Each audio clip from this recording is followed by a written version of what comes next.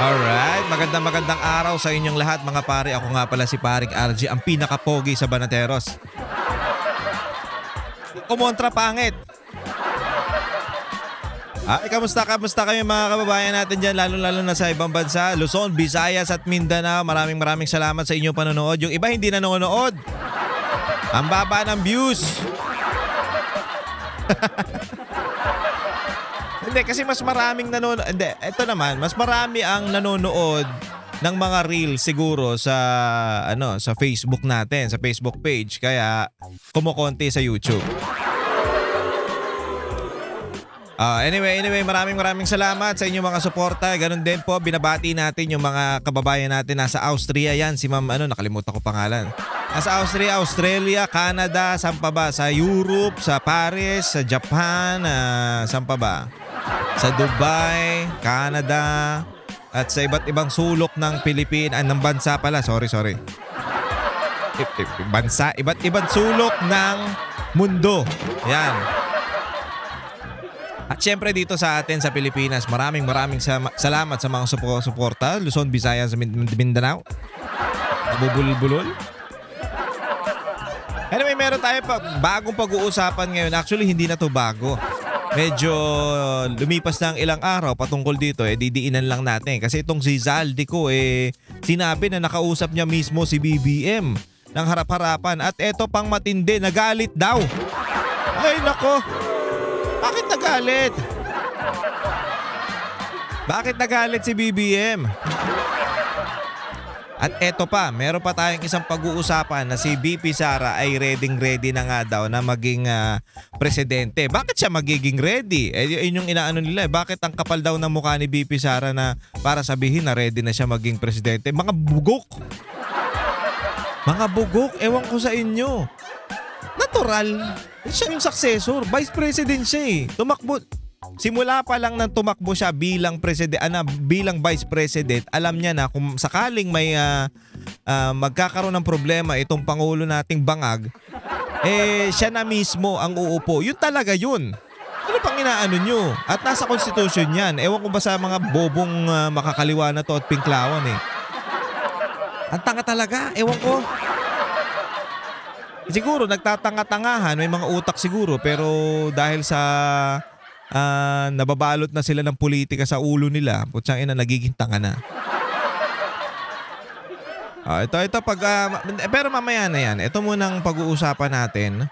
Pakita ko lang tong picture na ito sa inyo. Naalala nyo ba nung parang merong pinarinig na video o yung voice record si Mr. Robin Padilla, Senator Robin Padilla dyan sa Hindi ko alam kung totoo yun o AI lang, pero maririnig-rinig natin doon na boses ni Auntie Claire yun. Patungkol nga doon sa mga nagbabayad ng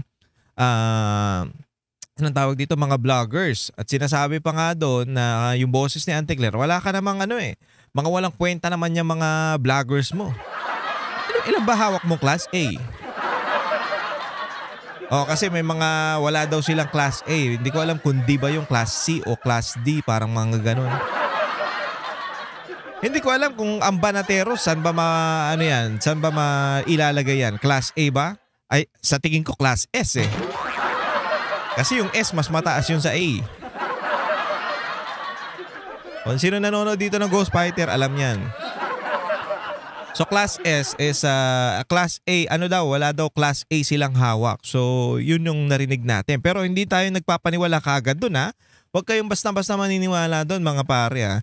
Hindi pa natin alam kung totoo yun at i-verify at kailangan pang i-verify yun bago tayo maniwala sa mga ganyang bagay. Alam nyo, dyan tayo madadali sa mga mabilis tayong maniwala sa mga bagay-bagay. Ay, hirap na yan. At meron pa nga kumapakalat na nasibak na daw to si Auntie Claire. Nasibak na daw pero nagsalita pa siya. Meron pa siyang bagong banat ulit sa mga Duterte. Ang layo ng tanong sa pero bakit ganun ang banat niya? Ewan ko dito sa tanga na to. Ito. Ito, November 26, 2025. PCO chief proves 50 million stolen from agency intended to pay pro-Marcos vloggers. Uy, nako.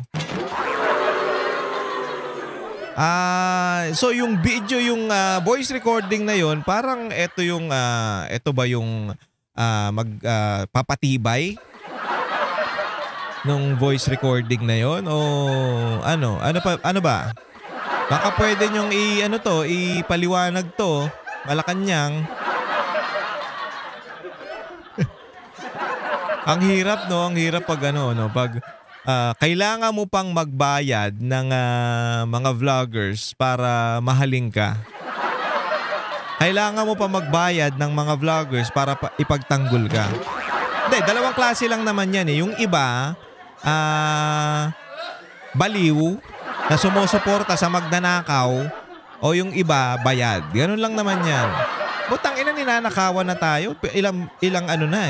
Ilang pruweba na ang lumalabas at babanggitin nga yan ni VP Sara mamaya sa video papakita natin. At ilang impeachable na talaga itong si Marcos sa mga nangyayari ngayon sa Pilipinas. Pero yung iba, parang, alam mo yun, inaano pa nila.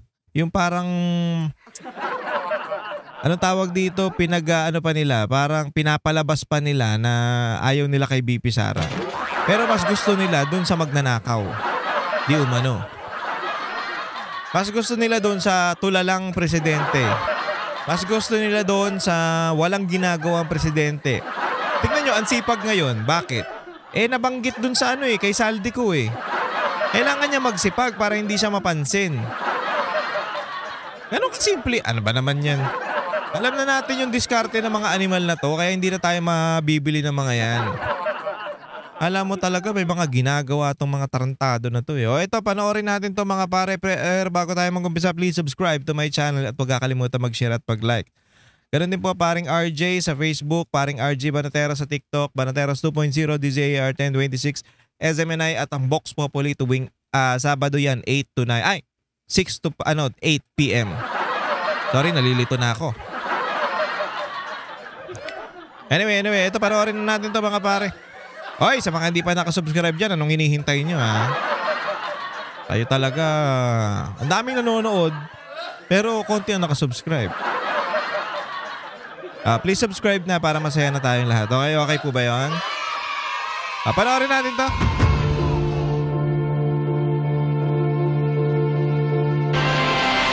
Personal umanong nakausap ni dating Congressman Zaldico si Pangulong Bongbong Marcos. Uy. Kaugnay sa pagsisingit daw ng pondo sa 2025 budget. Sa kanyang panibagong video, sinabi ni Ko na maski sa 2026 budget na tinatalakay pala ngayon, may pasingit din ang Pangulo. Iginawit na rin ni Ko ang anak na... Wala pang Puta, wala pa. Grabing takaw, no? Kung totoo man to, Eto, mga banateros, kung totoo man to, grabe ang takaw ni Marcos. Puta, wala pa yung itlog, binilang na. Ang gago. Diba? Naisip nyo yun? Puta, wala pa yung itlog. Binilang mo na kagad kung ilan. O, sa halimbawa, sa sahuran, wala pa yung sahod mo pero nakabudget na kagad. Ang gago, no? Demonyo talaga kung totoo man to, Biruin mo, 2025 pa lang tayo ngayon. Noong 2026 po siya sumisingit na daw. Ayaw niyang kay Zaldico. Pangulo na si House Majority Leader Sandro Marcos. Uy! Na may mahigit 50 bilyong piso budget insertions umano mula 2023 hanggang 2025. Uy, gago rin yan, kita niyong kagago rin ng pangit na yon. Siguro makinis lang siya sa akin ng konti kasi meron siyang mayaman siya, skincare. O tsaka kasi butas-butas ang mukha natin, tigyawat. Pero po kinainang pangit ka. Tutok si Tina Panganiban Perez. 26 budget. Sa panibag. Eto pa. Meron pa silang sinasabi dyan na AI daw to si ano. O tsaka ang bobobo nyo naman. Lightings lang yan. Lightings. At yung buhok niya, ginanon lang ng konti. Ano ba naman ito? Ang layo naman sa ang layo naman sa pagiging, hindi nyo ma-identify kung AI o hindi. Ang layo. Lightings lang yan. Nung una, yung lightings niya nasa likod. Ngayon, medyo... Tsaka may filter. Ganun lang yan. O, patayin ko yung lightings ko. O. Diba? Ang pangit din tingnan. O, pag binuksan yan, o, iba na. Pogi na. O, patay. Bukas. O, diba? Ang kinis. O, pag pinatay mo, dilim. O, diba? Ganun lang yun. Lightings lang yan. Ang hina naman ng mga utak ng mga to. Bagong video na inilabas ni dating House Appropriations Committee Chair Zaldico ngayong araw, sinasabi na niyang direkta niyang nakausap si Pangulong Bongbong Marcos tungkol sa umunoy budget insertion sa 2025 budget. Nangyari raw yan nitong Marso. Si Yusek Jojo Cadiz ang nag-ayos ng aming meeting noong March 2025 sa 1201 Aguado Street, tapat ng Malacanang, Gate 4. Pero sa halip na kumalma ang Pangulo... Diba yan din yung sinasabi ni sa Aguado, si Orly Gutesa, diba? Sa Aguado rin yun.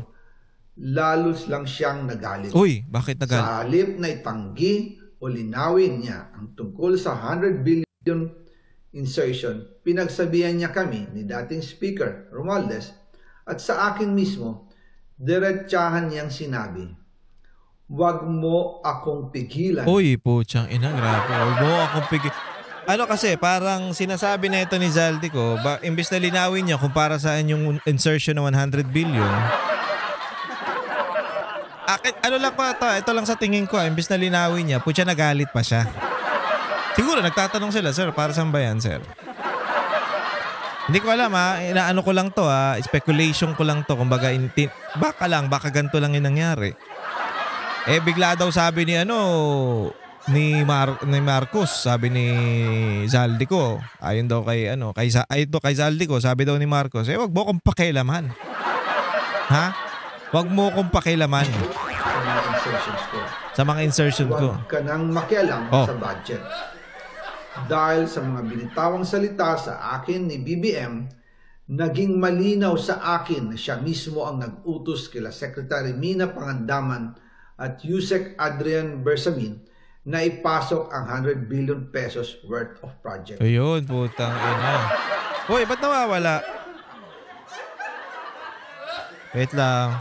Nawawala yung camera natin So yung pala yun. Ewan ko kung totoo tong hindi pa naman tayo sold dito kay Zaldico Kasi tapos sinasabi ng mga nito ni Charis, yung si Sandro, putya, hero daw namin. Parang ito daw yung hero namin ngayon. Gago. Kasi sinasabi niya, hero daw to si Zaldico ng mga DDS supporter. Alam mo, hindi namin kailangan yan. Tangina, kahit wala nga yan si Zaldico, alam namin magdanakaw kayo Diba? Ill-gotten wealth pa lang ng pamilya Marcos, yun na Ang patunay na yun Bago raw ang pulong na ito, sumulat na rin daw siya kay Pangulong Marcos noong February 2025. Doon ko ipinaliwanag na ginagawa ko lang ang mga utos niya tungkol sa mga insertions na sinasabi niyang hindi na raw niya makilala. Ilalabas ko po ang sulat ko sa Pangulo ilabas mo kasama ng video ito. Maliban pa niya sa 100 billion pesos na mga proyektong pinasingit sa budget, may dagdag na hirit pa raw itong 50 billion pesos na halaga ng mga proyekto. Kinausap ako ni Yusek Jojo Cadiz at nagsabi na pinapa-insert ng mga projects ang Pangulo na worth 50 billion pesos. Oy. And sinabi ko, putya, parang umaabot pala na 150 billion ang insertion na nangyari. Parang ganun ba? Ganun ba yun? Ewan ko pero parang ganun Kasi ito daw yung 50 billion daw na ito, para daw to kay Sandro. Kay Yusek Jojo, na meron ng instruction kay Secretary Mina Pangandaman at Yusek Adrian Bersamin about the 100 billion pesos insertion. And sabi niya, kakausapin niya ang Pangulo na kung pwede, doon na lang i-charge ang gusto niya ng 50 billion pesos na insertion. Sa sa 100 billion, ang sinasabi daw nila gusto pa daw magkaroon ng another 50 billion. Ngayon, parang sabi nito ni makikiusap daw na yung sa 100 billion, doon na lang daw i-charge yung 50 billion. Putsang ina, i-charge, no? Parang kanila yung pera no? I-charge mo na lang yan dyan sa akin. Ang ina, mga demonyo kayo kung totoo man to, Ganyang ka-demonyo ang administrasyong Marcos ngayon. Putang inang yan. Uy, grabe. Tapos, ano pa yan, tahimik pa yung mga animal dyan. Oo, yung mga animal na pinklawan, dilawang, pulangaw, mga tahimik. Ang punteriya nila Duterte pa rin. Anak ng putyang, hindi na kayo natapos sa mga Duterte. Ngunit ang sagot ng Pangulo, humingi ka ng bago or Oy, dagdag na insertions. So hindi na kontento doon sa 100 billion, humingi pa daw ng bago na 50 billion. So aabot to ng 150 kasi nga sabi ko nga kanina, ayon kay Zaldico, nakiusap si Pangandaman yata kung hindi ako nagkakamali, na doon na lang i-charge sa 100 billion yung 50 na hinihingi ng Pangulo. Sabi niya ng Pangulo, sabi ni Marcos, hindi, gumawa ka ng bagong insertion para makuha ko yung 50 billion. So umaabot na 150 billion ang insertion nila. Doon po nakita at naramdaman na hindi pwedeng sabihin ng Pangulo na wala siyang alam sa mga nangyayari. Kasi mismo siya ang nagbibigay ng utos. Tsaka siya pipirma sa huli. Kahit sa panukalang 2026 budget na tinatalakay pa ngayon ng Kongreso, may mga pinasingit daw na mga proyekto ang Pangulo. Kung titingnan ninyo ang 2026 budget, may panibago siyang 97 billion insertions. Paputang ina. 2026, hindi pa nga pinag-uusapan pa lang yung 2026 budget, meron na siyang insertion na 96 billion. Wow. Putang ina, hindi nakukontento tong gago na to, no? Sobrang greedy. Kung totoo man ito, mga pare, mga banateros, kung totoo man ito, ay putya, demonyo na talaga. Ang takaw. Pero ngayon, ipinasok ng Pero hindi natin sinasabing ligtas na to si Zaldico. Puta, dapat makulong din yan. mismo sa President's Budget or NEP 2026. Yan po ang kinumpirma ni Secretary Manny Bunoan na may instructions ang Pangulo na magpasok ng 100 billion ulit sa President's Budget. Kaya wala na siyang pwedeng ipamigay. Ito ay nalaman ko noong May 2025 So ganito yan mga pare. Ang daming pera ng Pilipinas. Ang daming budget ng Pilipinas. Ang daming budget ng Pilipino. Putang ina, nanakawin lang ng mga tarantado na to. Isipin nyo. Isipin nyo to Di ba yung project ng DepEd 22 classroom lang yung na ang target nila malaki.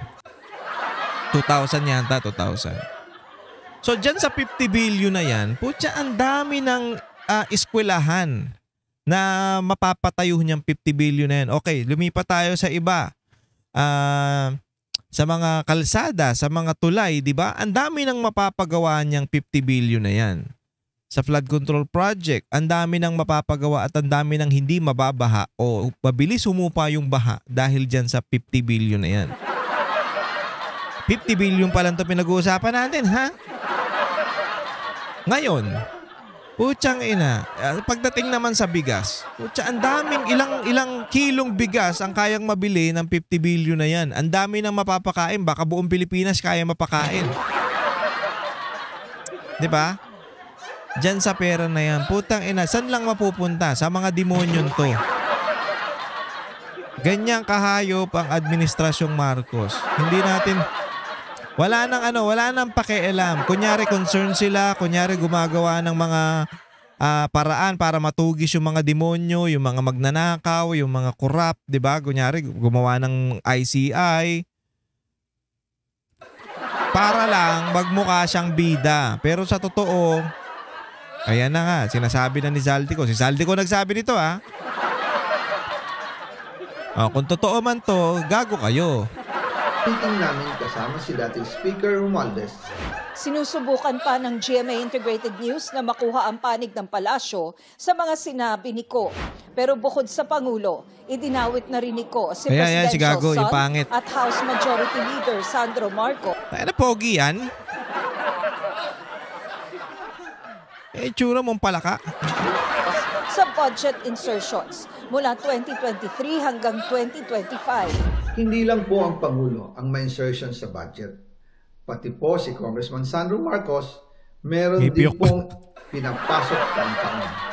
Noong 2023, may 9.63 Tangina, hindi na kayo magugutom niyan ha, Marcos ha, Marcos family, hindi na kayo magugutom niyan. Kasi biruin mo, simula sa lolo mo, sa tatay nila, hanggang dito sa kay Marcos Jr., tapos dun sa sa anak. Pucha, ewan ko lang kung magutom pa kayo niyan hanggang mamatay kayo. Hindi na siguro. Sa dami na ng pera ninyo. bilyong pesos. Noong 2024, 20 Tangina, eto sabihin na natin na magnanakaw naman talaga to mga to eh. Okay. Sabihin na natin, oo, magnanakaw kayo. Sige, magnanakaw kayo. Pero putang ina naman, wag naman yung garapal. Halimbawa, magnakaw kayo ng pera. Putya, sana meron kaming nakikita na para sa mga Pilipino o yung mga ginagawa ninyo para sa bayan. Wala rin eh. Putang, nakaw lang kayo ng nakaw. Yan ang nakikita natin. 1.174 billion pesos. At nitong 2025, Ah. 21.127 billion pesos. Lahat-lahat, ang kabuuan ay 50.938 Uy, billion dami. pesos. Puki na ina. Naglabas pa siya ng umano'y listahan ng mga insertion ng nakababatang Marcos. O yan o. Nalaman ko na lang sa mga contractor na galit siya sa akin nung pinag-uusapan na ang 2025 GAA budget. Tagsapakan Sabi daw kayo. niya, ipatatagal ako at magpa-file ng maraming kaso laban sa akin.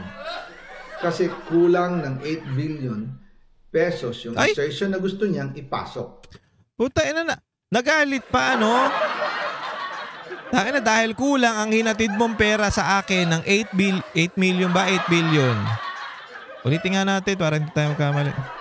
Ipatatagal ako at magpa-file ng maraming kaso laban sa akin. Kasi kulang ng 8 billion. Kulang daw ng 8 billion. Galagang gahaman. Kulang ng 8 billion kaya hindi mo ginagawa yung trabaho mo, Zaldico. Kulang ng 8 billion. Ay putya, ipapatanggal kita. Tapos, kakasuhan kita ng marami. Nanakot pa.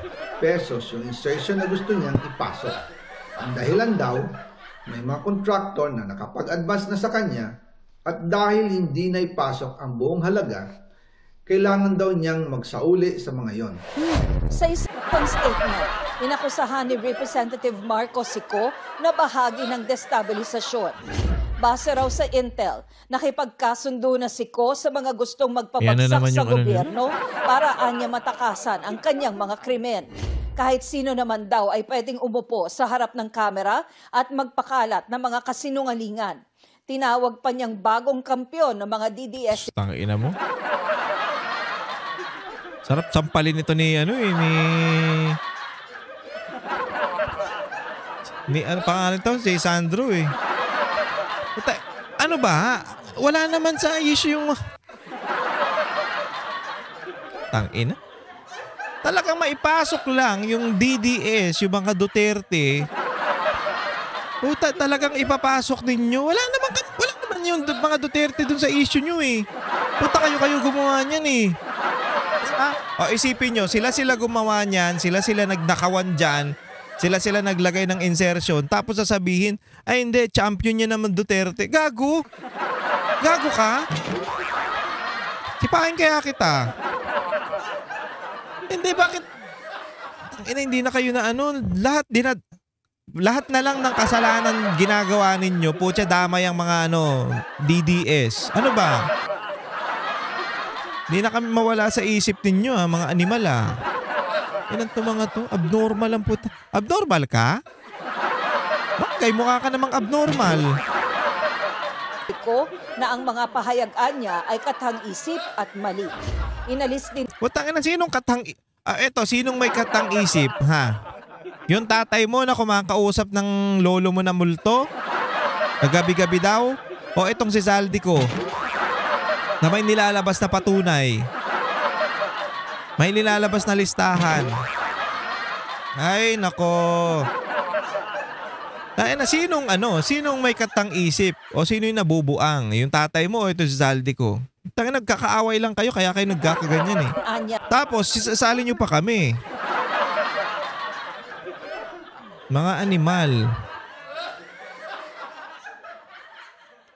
Oh. Si Ko bilang chairperson ng House Committee on Appropriations, hindi dahil sa kapritsyo lang ng isang individual, kundi dahil sa kasakiman daw nito at katiwalian.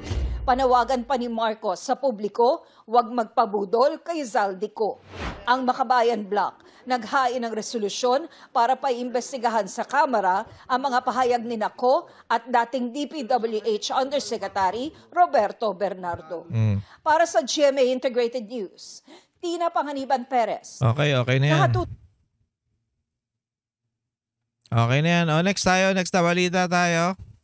Handa na raw palitan ni VP Sado. Ay, tama ba? Teka lang. Ay, ito muna. Handa na raw palitan ni VP Sara Duterte si Pangulong Bongbong Marcos kung kinakailangan. May bagong pasaring din ng bise sa mga pahayag ng Pangulo laban sa kapatid niyang si Senator Amy Marcos. Aniya sa frontline sa balita si Bill Montalvo ng News 5 Mindanao. Ito ha. Sa exclusive interview ko kay Vice President Sara Duterte nitong linggo, tinanong ko siya kung handa ba siyang humalili sakaling magkudita laban kay Pangulong Bongbong Marcos. Sa gitna ito ng issue sa korupsyon sa flood control projects, sabi ng bise, yan ang hindi ko muna sasagutin kasi magkakagulo tayo niyan. Pero kanina, sa isang ambush interview kay VP Sara, natanong ulit siya tungkol dyan. Eto, pinapalabas kasi nito na nagbago daw yung isip ni VP Sara. Hindi. Ganito yan. Nandun siya sa event eh. Wala naman politika doon sa event na yun eh. Yung run for for PRRD eh. 'Di ba? Yun yung ayaw niya na mahaluan ng politika doon. So hindi muna siya sumagot. Hindi ko muna sasagutin yan dito. Kasi nandito tayo sa fun run para kay PRRD. 'Di ba? Nandito tayo sa event na walang politika dito. Okay? So hindi niya muna sasagutin. Ngayon, na pinapalabas nitong reporter na to, bagbago daw yung isip. Hindi, ano ba naman yan? Automatic na yan. Pag nawala ang presidente, automatic, busy talaga. Ang bobobo. Ay, nako. Ang hirap nyong paliwanagan. Ang putang ina ng mga utak ninyo.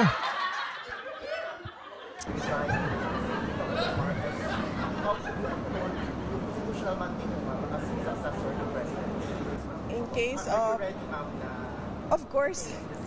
O kaya siya natawa eh. Di ba natawa siya? O syempre naman. Ayun naman talaga eh. Ang mandato ng vice presidente, kaya nandyan ang vice presidente, pag nagka-problema, namatay ang presidente, na-impeach ang presidente, automatic siya ang papalit. Ano ba? Basic yun. 1, 2, 3. Ano ba kayo? Siyang tawa, of course, syempre.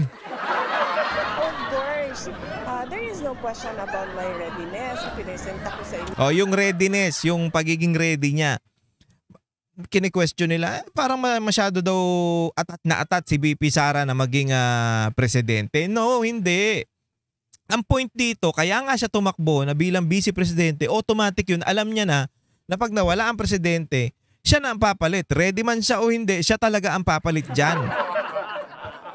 Ay, mga buang. Kasi ang inaano nila dito, pinagmumukha nila si VP Sara na na alam mo yon na tignan mo na atat yung ali na yan. Atat na maging presidente. Hindi ganun. Ang mandato ng vice presidente ay humalili pag nawala na ang presidente o natanggal ang presidente. Nasa constitution yan. Putsang ina, ba't nyo pa tinatanong? Ganon din naman yan kay kay Leni Robredo di ba? Pag kung si Pangulong Duterte noon na-impeach, o nawala siya sa pagiging presidente, automatic yun si Lenny. Walang question dun. Kayo po siya lahat kinwestiyon nyo eh. Feeling ko at alam ko na first in line ako sa No. succession.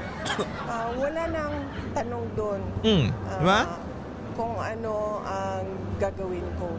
Yun ang mandate sa akin ng Constitution. At alam ko yun nung ako ay tumakbo. At binoto ninyo ako as Vice President knowing that I am the first in line.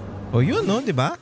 Nauna nang pinabulaanan ng Nakabugok bise ang anumang impormasyong nagdadawit sa kanya sa destabilisasyon laban sa administrasyon. Ang pag-ugong ng umano'y kudita ay sa gitna ng isyu sa korupsyon sa gobyerno.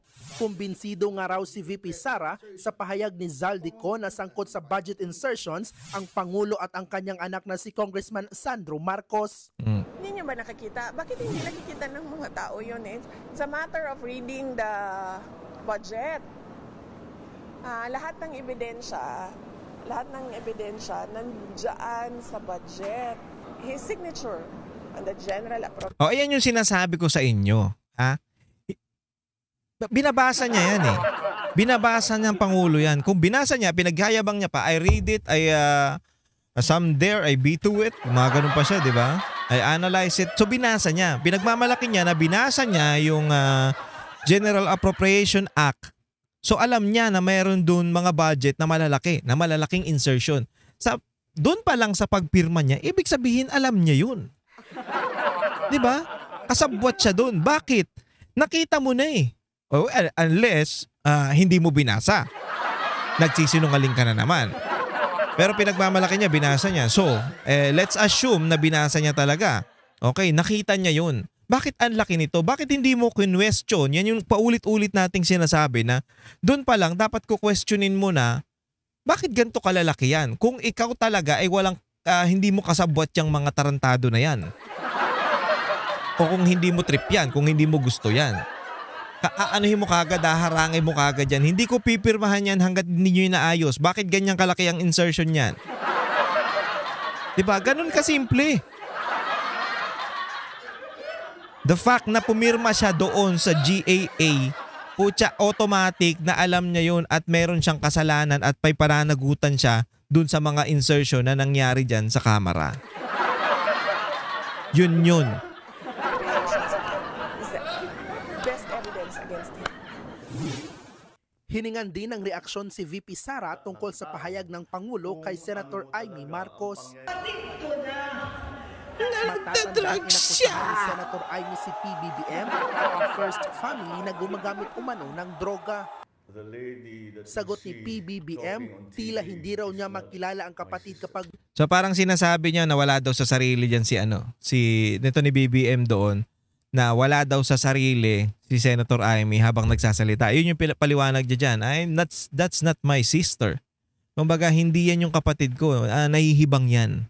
Hindi literal na hindi yun yung kapatid niya. Kumbaga, parang hindi yan ugali ng kapatid ko. Parang ganun. Hindi yan yung kapatid ko. Parang nabubuang ba. Ganun ang style.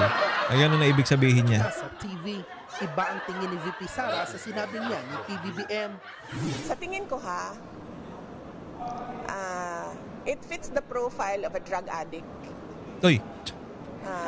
Na ginagaslight yung mga mahal nila sa buhay. Na kapag sinasabi nung mahal nila sa buhay, may problema ka, sasabihin nila na wala akong problema, ikaw yung problema. Ayun, yun!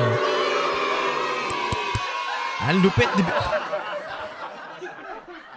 Tapos sasabihin nila, ano daw to? Ang tawag dito? Yung buang daw, buang. Baliw-baliw daw. May saltik daw to si BP. Tingin nyo ganyan, yung may saltik, ganyan mag-isip. Ito si PBBM po okay. So ganun kasi yun eh, parang defense mechanism nila yan, yung mga addict na pag nasisita sila, ina-atake din nila yung sumisita sa kanila. Ang dami ganyan. Oo. Ang dami ganyan. Hoy, ikaw, ano ka no? Addict ka no? Baka ikaw ang addict. Baka ikaw. Naiisip mo yan eh.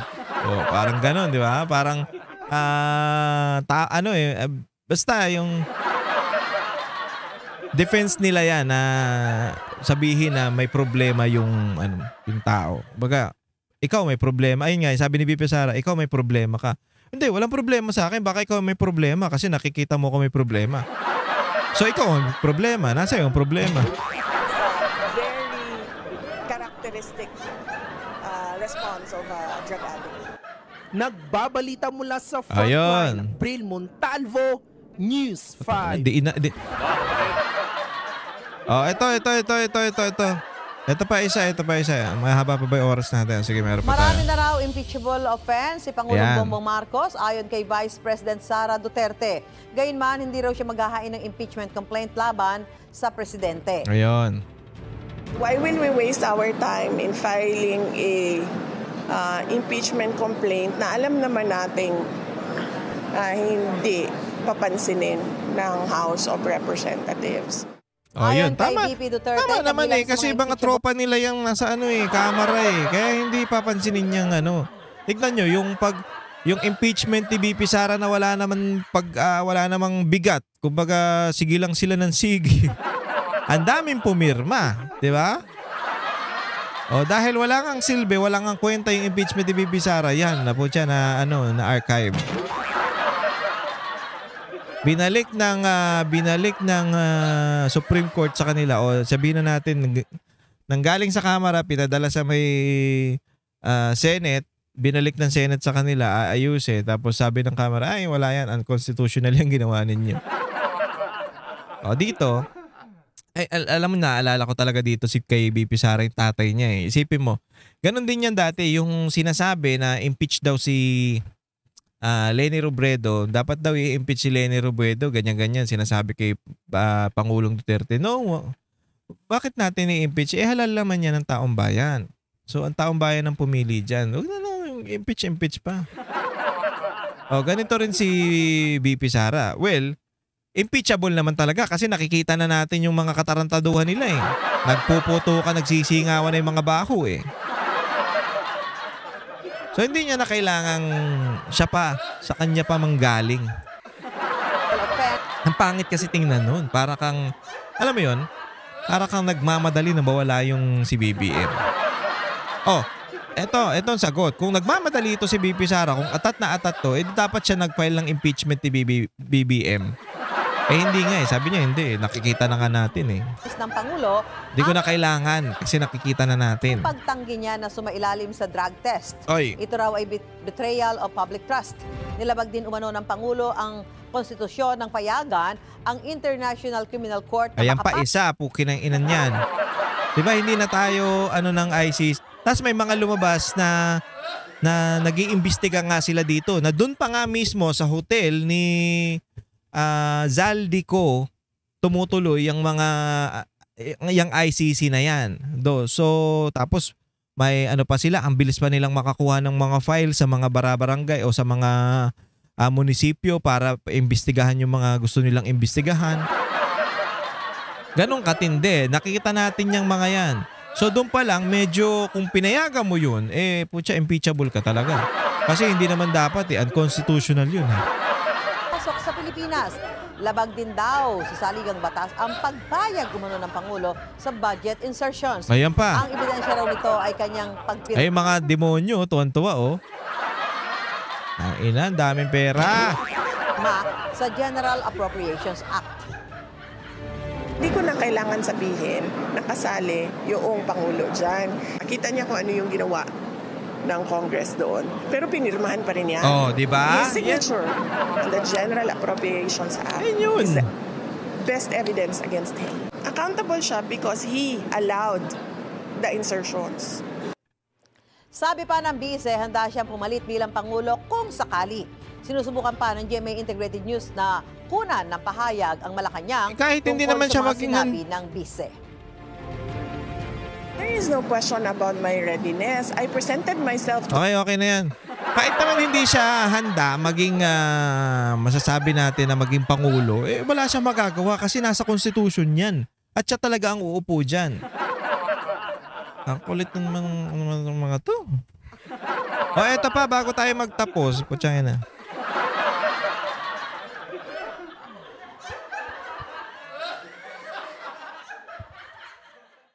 Ito si Auntie Claire para mabad trip kayo.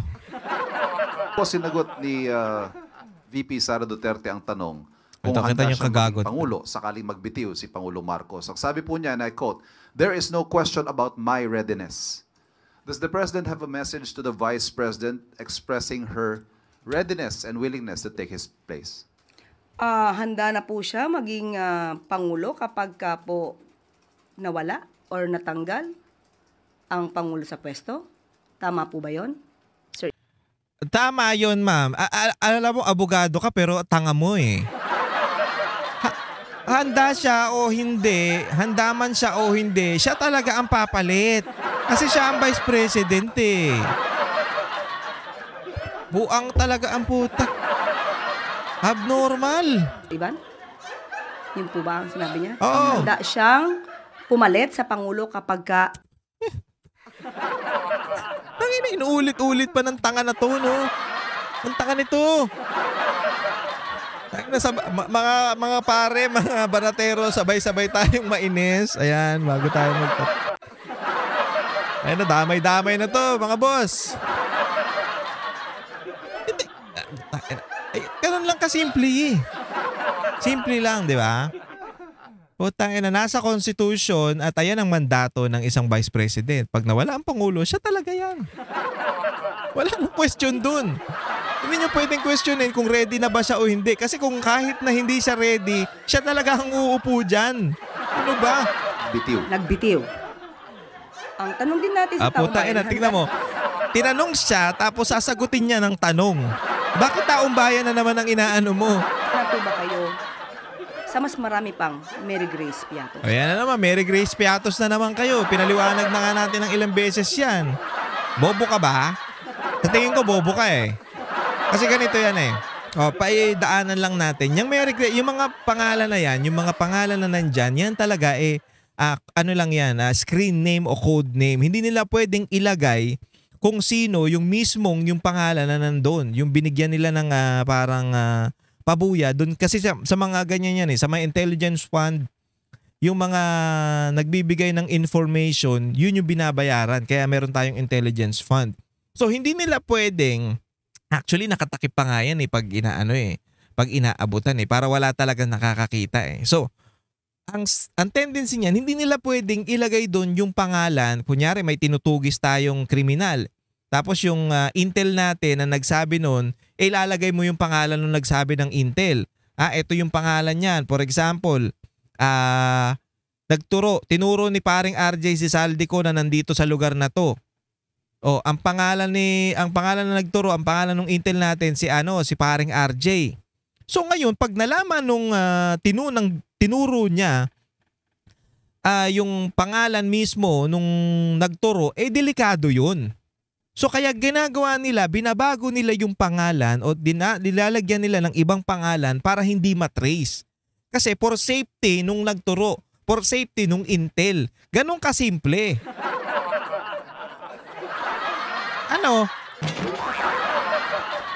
Puntang ina, hindi rin papayag yung mga yun. Halimbawa, ako, tinuro ko si Saldi ko na nandyan sa may sa may Grand Hyatt, for example, di ba?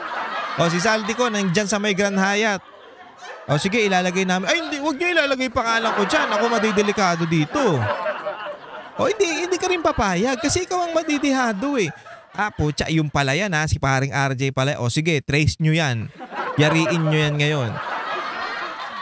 Puta, ganun. Ang simple ng logic. Ang bobo ninyo, hindi nyo maintindihan.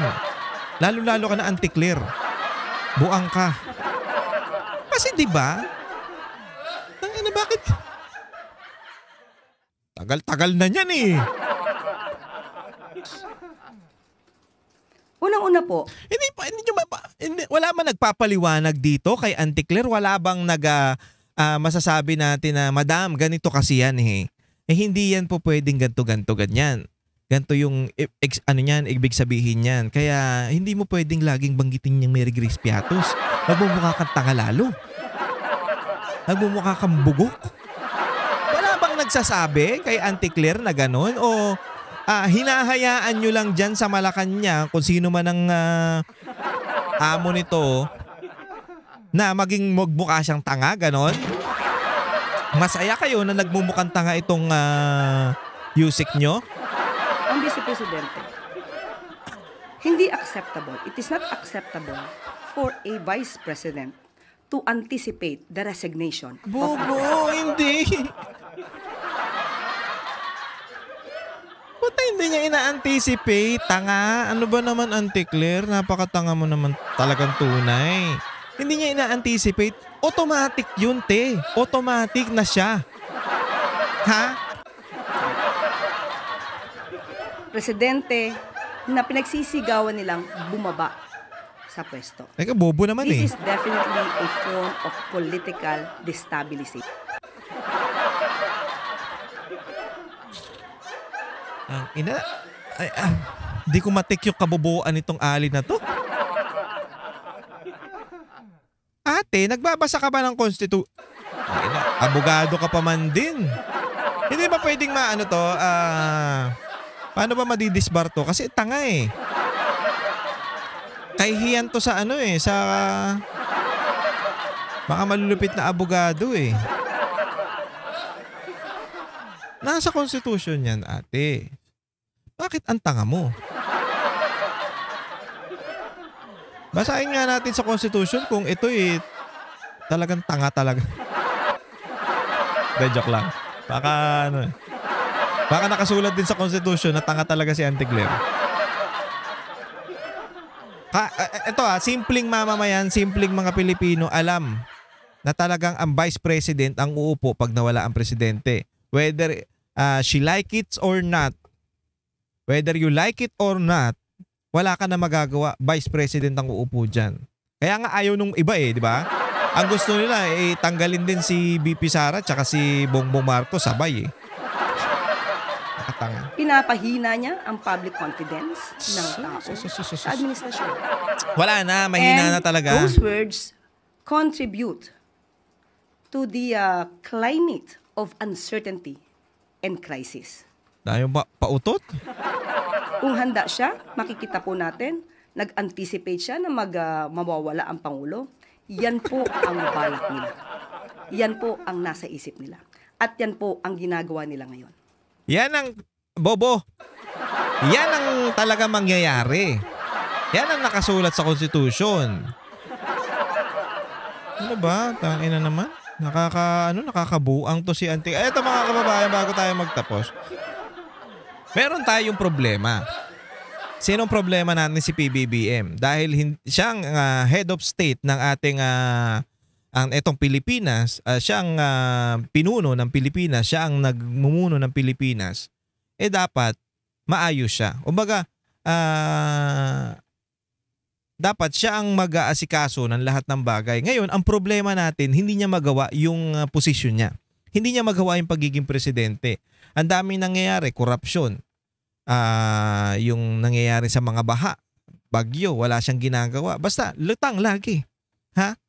Ngayon, anong gagawin natin kung mayroong problema? So, aalisin natin ang problema, di ba?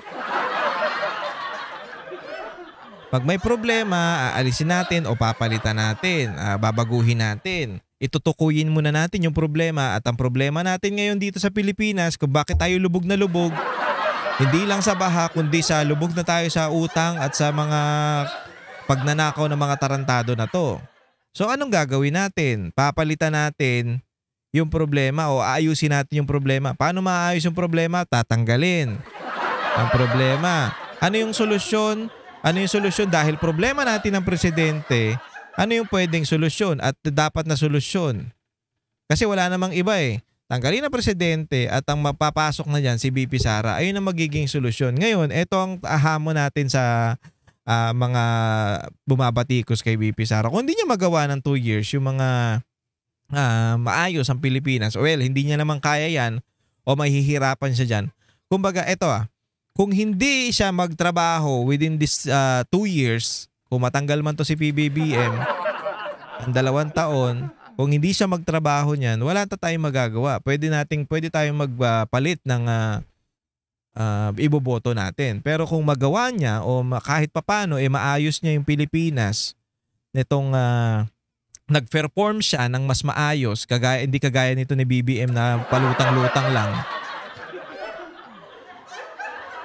And then, may extend siya bilang presidente. Hindi lang yun sa hindi yun dahil naging presidente na siya, for example, na-reset. So, kung naging presidente siya ngayon, marireset yun. Magiging 6 years. Hindi dahil ganon.